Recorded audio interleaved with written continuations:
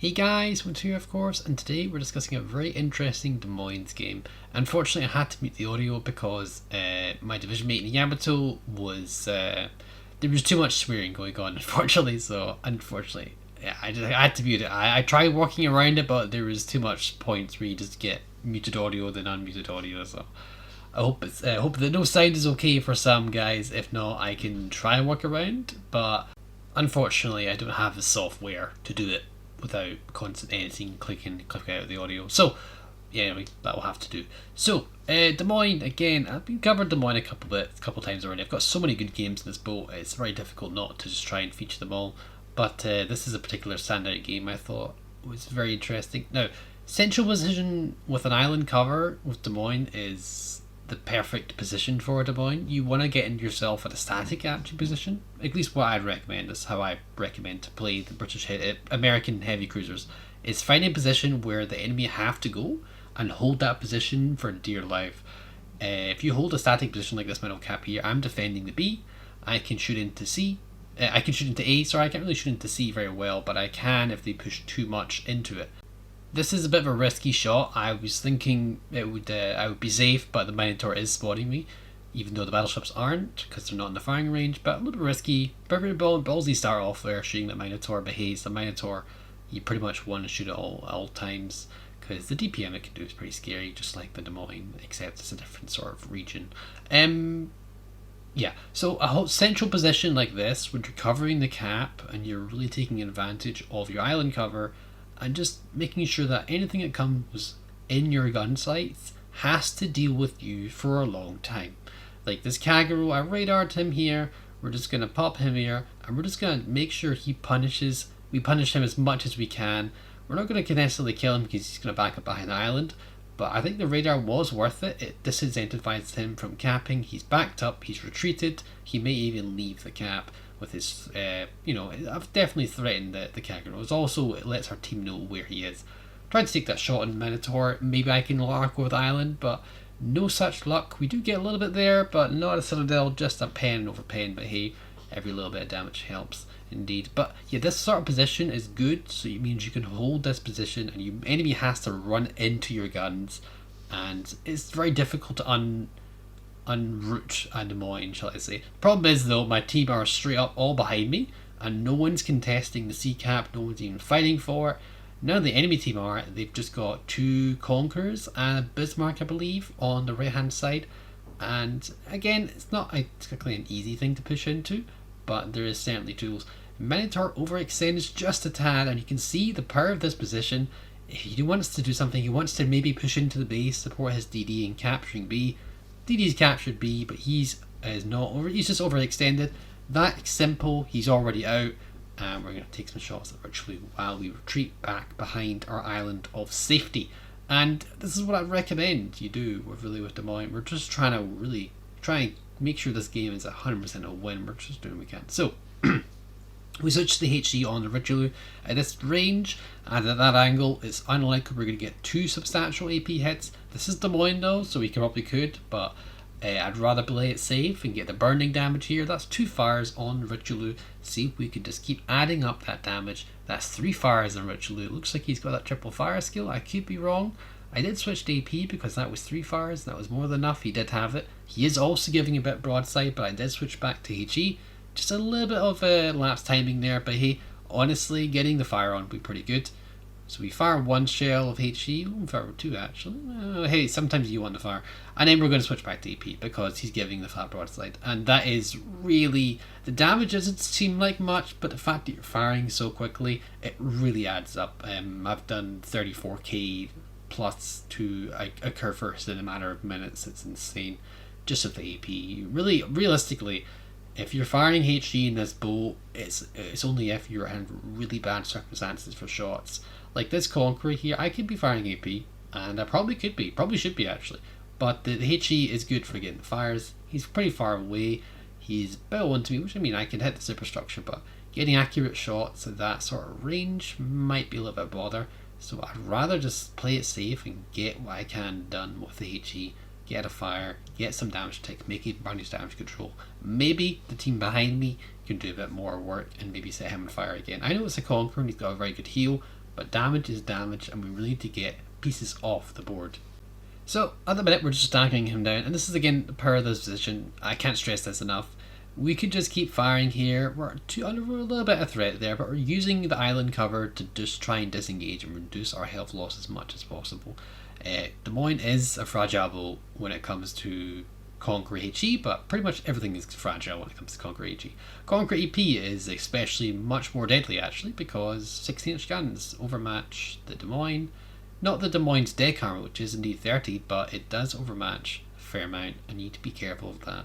This is a very good boat DPM boat, but with DPM you have to have a trade-off, a sacrifice, and for Des Moines it's the armor scheme. It's not the 32mm deck that some other boats have, and some do have 30mm, but you actually have some remnants of regular cruiser armor, and you have 30mm deck as well, so you've got some reasonable armor. Now we need to get a cap here. No one's contesting any caps. Nobody's fighting for caps, and the Kleber, I've watched the replay a couple of times, and the Kleber is doing fine, but he's just not in a position to get this cap done. I need to try and do it because my team aren't. I need to try and push here and get in this cap. Maybe I could push and kill the Cowgirl. All this really can. I'm worried about the Conqueror and the Bismarck, but we're going to have to shoot the Bismarck soon. He's going to get in detection range. We're going to have to just try and burn him down a little bit. Maybe get some AP soon. But that Conqueror to our left and Conqueror to our right with a Cowgirl, not great. And we can't overextend here, otherwise we will die. Pretty high chance of that. We actually have to back up here, and it's just we're trying to contest and trying to get some points, and it's just not. It's really tough, this fight, We're eating some heavy damage from the secondaries of the Bismarck and a little bit of AP from the Conqueror. It's not very good. We're going to try and get some AP, get some straight up damage on our Conqueror. Maybe we can get something good here, because I don't know if he has a heal. We just need to try and get as much damage as we can. Got a couple pens, nothing too much, and we're just going to have to back up, unfortunately, because we've lost too much health. We just need to fall back, go behind our safety island, and retreat and really hold the thing. Even the Kangaroo was trying to kill us with these torpedoes, and well, it's actually worse than it could be. Better than it could have been. It could have been much worse, to be safe. But the Conqueror's AP is pretty devastating. We just disables the turret, so we're quite lucky, but yeah, risky as anything. We had to disengage. Meanwhile, our battleship, I would really like the battleships to push, or at least try and get rid of these Conquerors, Taking pieces off the board is far more important than sometimes big damage numbers, It's all about getting the pieces off the board. A Conqueror of 1 HP is just as deadly as a Conqueror of full HP. It just means it can take more hits, and it doesn't really necessarily mean it has more guns, You need to finish off targets, so that Conqueror needs to die.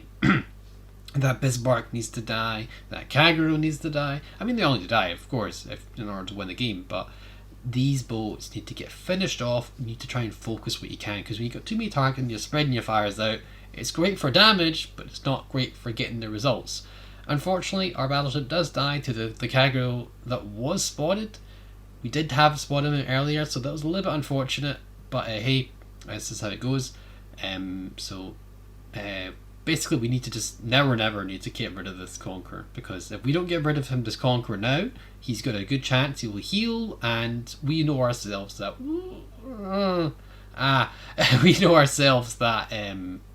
he has potential for that heal, and we really need to get rid of him, take him off the board. The health loss wasn't great, but honestly, to get rid of him, it was worth it. I don't think there was anything. Maybe the Stalingrad behind me could have done it. Maybe Chalky could. But I just needed to get him off the board. I didn't want to rely on anyone to do it. I wanted to get it done. Sometimes you just gotta focus and get rid of the targets, because it's not always the case that you can rely on your team to do it 100%. So we've been building up our damage, we've been farming ships, and we've been doing as much as we can to keep the targets off the B cap. They've managed to cap it, because we can't really help that when the island is in the way.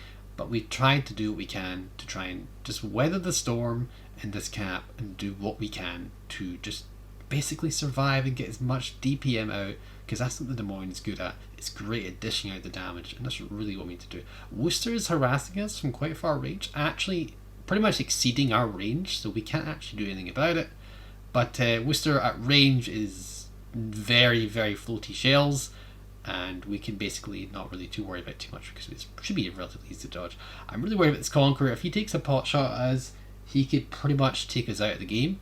So we'd be very careful with this, and we just try and keep on the Daka. At this point, attack is the best form of defense, and if we can just keep pouring down the shells on this guy, we can take him out, and we do. Now we've got about 10k health, 11k health with our final heal, and the Worcester is pursuing us a little bit. Now he is at the end of our range, so it's not going to be easy. This is really dependent if the player is paying attention. If the Worcester's paying attention, and if he's not paying attention, we can get some good AP on him, probably wreck him, take him to Pound Town, but if he's paying attention, it's probably not going to do too much. But hey, there's no reason we're spawned by planes anyway, we might as well try. So we're going to fire some AP at the guy. Again, the shells do fall off at range, and they do tend to get rather floaty, but the Moines shells are pretty darn magical when it comes to the velocity. Not only do they have great arcs, they're also quite quick. So the Moines shells are pretty much, in terms of the American boats, American cruisers, they're actually very easy to hit. But at extreme ranges, they suffer from all the Americans. They just lose velocity very quickly over these extreme ranges. Now, we are Des Moines, so we do have some reasonable AA. We're supported by Stalingrad in terms of AA, so we have that. But this is a Parsifal, and realistically, AA is not really as relevant because it doesn't really matter if the guy wants to kill you. The guy wants to kill you, he will kill you. And there's a Parsifal indeed, actually. We need to try and push him and get rid of him, get him off the board. Let's see if we can get him really done. The Worcester shooting is almost like it's kind of irrelevant. We're trying to get it done here, but at the same time, it's very difficult to hit a Worcester at range, whereas the Parsifal is a little bit easier. Worcester is giving us some grief, and we're just going to try and avoid him and try and get rid of this Parsifal. If we can get rid of this Parsifal, we have a chance to capture B and maybe pull this game back, but we've got a 300 point deficit.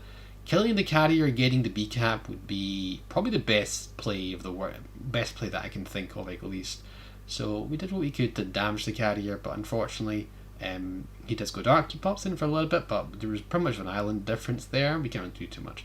Because we're moving into B cap, the Worcester has lost line of sight, which means he's lost spot, and he's just trying to fire blind at this point, or it's just the previous shells, because they take a long time to get there. And we can just cap B in peace, assuming the carrier doesn't send any planes.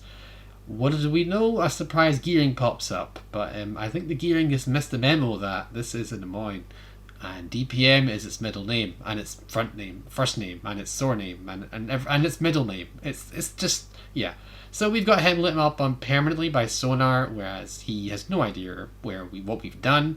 It really is this, you want to leave the island or die, or do you want to stay there and live and get harassed by the carrier? So I think he's just decided, you've already made the mistake, so I'm just going to go for it. And the gearing is trying to get the final kill on us, but fortunately we are angled in time, and we're just going to fire a little bit early here just to make sure we get a little bit more shots in here. And yeah, we don't even need to use a radar, we can just get the damage done here right away. And yeah, it's pretty much a dead gearing. He did about like 4k damage to us, which is pretty reasonable, but at the end of the day, you're not going to win that fight, and that's a full health gearing just taken out of the picture right there. So let's just try and keep this cap and try and stay alive, because he's only got 3k health. A single drop in the CV is pretty much going to kill us, and I don't think we can do too much about it. We do go dark, which is great, and we get spotted by the Worcester, and this shot, what does he shoot? Is he going to shoot? Oh, he is trying to shoot. I say P. Oh, okay. We just take a slight overpen, I think, and we just managed to avoid it, but the carrier is very low. I think the Stalingrad behind me, that's chalky, smacked him as well as what we did to him. So maybe we can try and get the kill on the Parsifal before he kills us, or, either or. And the plane's just about to go down here, and we don't have the time. We just barely get a roughly aimed shot, and oh no, we just leave him on a morsel of health. That would have been a Kraken as well, to go with our 210k damage roughly, with a Confederate high caliber first blood with 5 citadels, 13 or 12, I believe, 12 planes shot down. So it's left to Chalky to try and finish off the Parsifal, which shouldn't be too hard for Stalingrad. There we go. This should be a dead one. Yeah, that should be a dead. There we go. And it's up to the Stalingrad to basically carry this game. With the time left, she has one shot, and I mean one shot, to get rid of this Worcester. That's even if he shows up. He does show up. Does he give a favourable angle? That's the question. Potentially. There's a potential here. If this shot makes it, shells are out, just in front guns. And it looks like, yeah, the Dispersion said no. She got a couple good hits in, but she needed all Citadels in order for that to be the win and actually to kill and get rid of that Worcester. So unfortunately that is a loss, guys, but my god. We fought tooth and nail for that one. That was pretty interesting, as I said before. 209. 2.6k on the loss. Top XP on the entire, on both sides. Hope you enjoyed. Hope you had a lovely day, guys, and I'll catch you all next time. Bye for now.